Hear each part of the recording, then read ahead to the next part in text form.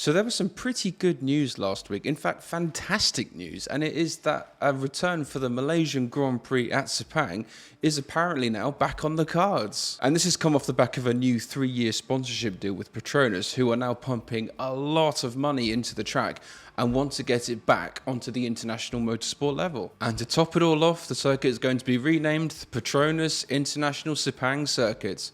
Well, it's not really renaming, it's just putting Petronas at the front of it. But yeah, you know what I mean. Now, just before we crack on, please make sure you subscribe to the channel so you can stay up to date with any new content. Now, why did the circuit disappear from the Formula 1 calendar? It is basically down to money and the fact that other circuits and other countries are more willing to cough up the $60 million it takes to host a Grand Prix. And unfortunately, due to this lack of money, Sepang was bumped off the calendar and replaced by circuits that are held in streets or converted car parks. Honestly, when I think we have Miami on the calendar and not Sepang, it just makes me sick. So if F1 was to return to Sepang for the Malaysian Grand Prix, this would be absolutely fantastic, as it is a crime that there aren't Grand Prix held at this circuit anymore. In fact, there haven't been since 2017. From 99 to 2017, it was a staple on the F1 calendar, and it was also a fan favourite as well. 2017 is a long time ago now. In fact, the last time F1 was there,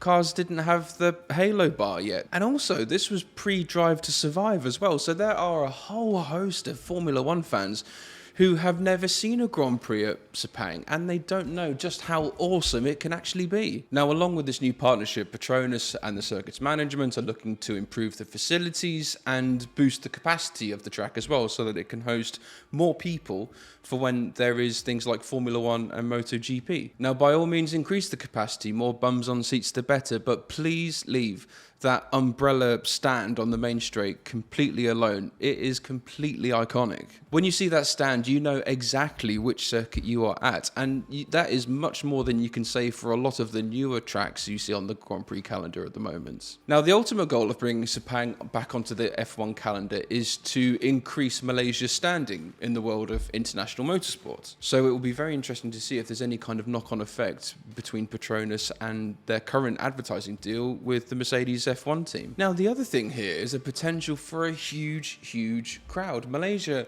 has its huge bulk of F1 fans, but it is only just a quick hop over the border to Thailand. And with the rise of Alex Albon and him becoming a real fan favourite at the moment, there are a whole host of F1 fans in Thailand who are starved of F1 action and would happily pay good money to go over to Malaysia and watch a Grand Prix and see Albon in action. Now, potentially, the only thing the Malaysian Grand Prix has going against it is that it was designed by Hermann Till, a German track designer who was known for designing unexciting, dull and lifeless race circuits with massive concrete runoff areas and no overtaking opportunities, otherwise known as Tilkodromes. However, the Sepang circuit was his first work, and he did a pretty good job, and then everything afterwards, his head just seemed to disappear up his own arse. Much like a band creates an absolute belter of a first album and then just gets all preachy and arty-farty in the follow-ups afterwards, they're just not as good. And then when I was researching Hermann Tilke a little bit more, I grew to hate him even more, because it turns out this is the guy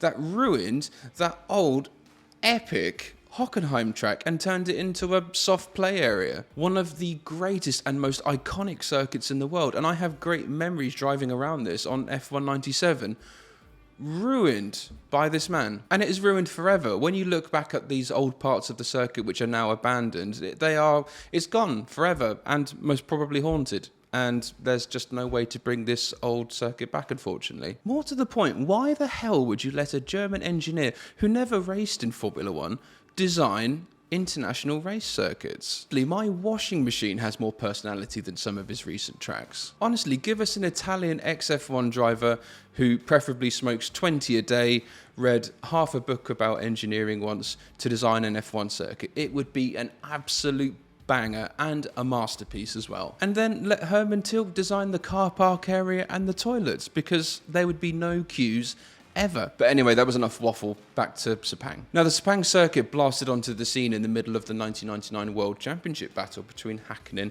and Irvine, which Irvine was screwed out of, by the way, and it's been a fan favourite ever since. And throw in some changeable weather conditions that you find in Southeast Asia, and it is an awesome circuit. Honestly, go back and watch some of the races at this track and you'll be just reminded of what we are currently missing in Formula One. Start off with its debut in 1999. Absolutely fantastic race. 2012, where Sergio Perez driving his little Sauber almost caught Fernando Alonso's Ferrari to win the race, but unfortunately he didn't. In seriously rainy conditions, mind. Then there was 2013, where we saw the whole multi-2-1 thing with Sebastian Vettel and Mark Webber. Not one of F1's greatest moments, but it is a bit of history and is probably well worth watching again. And then its final race in 2017, which was won by no other than Max Verstappen, and it just shows how long he's actually been in the sport, and he's still so young as well. By the way, if I've missed any out, please let me know in the comments. Now, the tricky thing here is if Malaysia are to host a Grand Prix again, something else is going to have to be bumped off the calendar. You know, there's going to be 24 races in the 2024 season, and it's absolutely chock-a-block. And there's always talk about F1 expanding the calendar, but you kind of wonder how much more can there be? So something has got to go, surely. You know, the United States are currently hosting 3 Grand Prix at the moment, and I'm sorry, American fans, but that is just a bit greedy, and I think it's not really that sustainable when you consider how F1's fan base is like over there historically. So I think one of those races at least is going to go soon. It's going to be really interesting to see how the Las Vegas Grand Prix goes, because I think it's going to do everything that the Miami Grand Prix is going to try and do,